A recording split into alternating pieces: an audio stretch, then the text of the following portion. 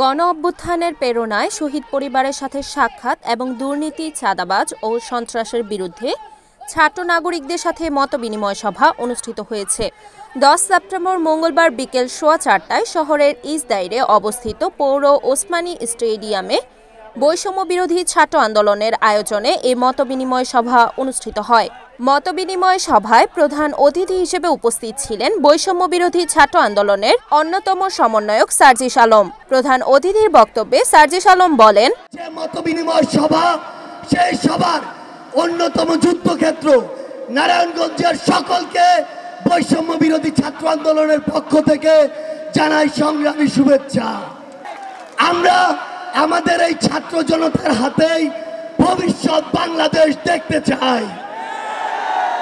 আমরা দেখতে চাই আজকে আমাদের সামনে যারা দাঁড়িয়ে রয়েছে তারা আজকে থেকে 20 বছর পরে সংসদের একজন এমপি হবে, মন্ত্রী হবে, এমনকি এই নারায়ণগঞ্জ থেকে প্রধানমন্ত্রী হবে।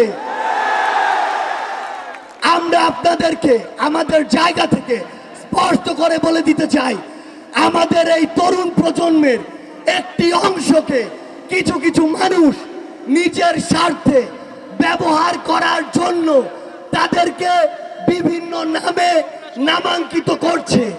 যেমন একটি নাম হচ্ছে কিশোর গ্যাং। আমরা আমাদের জায়গা থেকে আপনাদেরকে স্পষ্ট করে বলি, আমাদের যে ভাইদেরকে কিশোর গ্যাং বলে অভিহিত করা হয় তারা তো কিশোর, তাদের তো অভিজ্ঞতায়, জ্ঞানে কিংবা চিন্তায় সীমাবদ্ধতা রয়েছে বা থাকতে পারে, কিন্তু যাদেরকে বা যারা তাদেরকে ব্যবহার করছে তাদের তো উদ্দেশ্য স্পষ্ট, তারা আমার এই ছোট ভাই বোনদেরকে লাঠিয়াল বাহিনী হিসেবে ব্যবহার করতে চায়। আমরা আমাদের জায়গা থেকে আপনাদেরকে স্পষ্ট করে বলি, আপনি কারো লাঠিয়াল বাহিনী হবেন না।